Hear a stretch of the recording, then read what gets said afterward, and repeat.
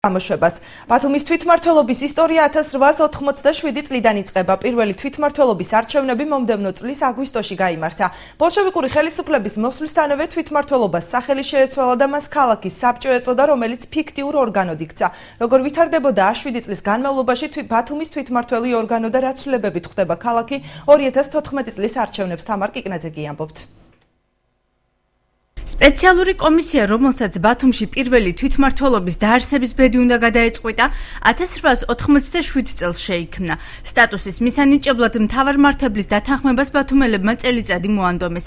პირველი თვითმმართველობის არჩევნები 1888 წლის აგვისტოში გარკვეული პირობის სანაცვლოდ ჩატარდა. ქალაქის თავი, ანუ მერი დანიშნული უნდა ყოფილიყო.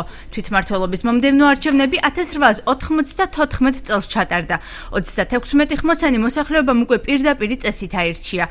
არჩეულმა ხმოსნებმა კი ასევე ერთწლიანი წინააღმდეგობის შედეგად 1895 წელს დაასახელეს ქალაქის თავიც. იგივე განმეორდა 1898 წლის არჩევნებზეც. ქალაქის თავად არჩეული იქნა ლუკა ასათიანი და არჩეული იქნა ბათუმის მოსახლეობის მიერ არჩეული ხმოსნების მიერ. ცალკეული ლოკალური საკითხები თვითმმართველობასთან არსებულ თითქმის ყველა მიმართულების კომისიებში იხილებოდა. აქ იყო განათლების კომისია, ცალკე კულტურის კომისია, ცალკე ჯანდაცვის კომისია, სოციალური კომისია, ასევე წყლით ქალაქი, წყლით მომარაგების კომისია იყო და ბათუმში სასტუმროებისა და აბანოების მშენებლობის კომისიაც. ლუკა ასათიანის გარდაცვალების შემდეგ 1901-1916 წლებში ქალაქს ივანე ანდრონიკაშვილი ხელმძღვანელობდა. იგი მეფის რუსეთის დროინდელი ბათუმის უკანასკნელი მმართველი იყო, რომლის შემდეგაც ქალაქს პოლიტიკური ვითარების მიხედვით კვლავ დანიშნული ქალაქის თავები მართავდნენ.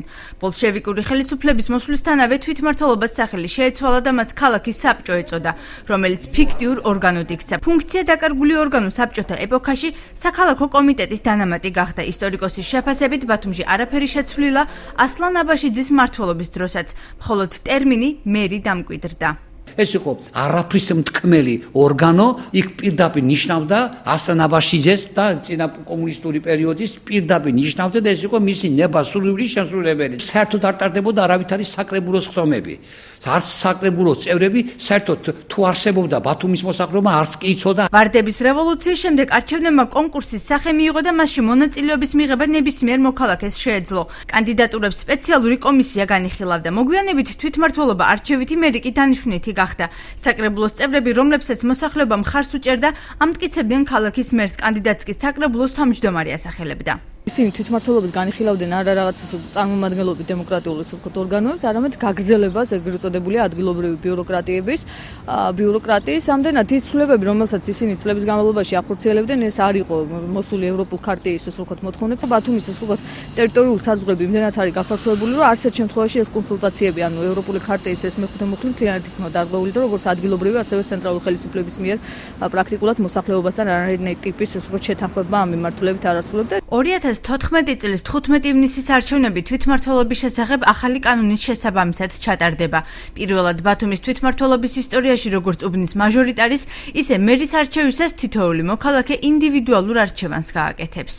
ამას ახლავს თან ესეთი ჩანაწერი, რომ საკრებულო, რომელიც იგივე არჩევითის გზით ხდება მისი ფორმირება, შეუძლია რომ უნდობლობა გამოუცხადოს მერს. ეს საზოგადოებრივი ორგანიზაციების მხრიდან იქნა შეფასებული ერთ-ერთ უარყოფით ფაქტად, რადგან როცა პირდაპირ ირჩევ მერს, არ შეუძლებელია იგი საკრებულოს მიერ იქნას გადაყენებული.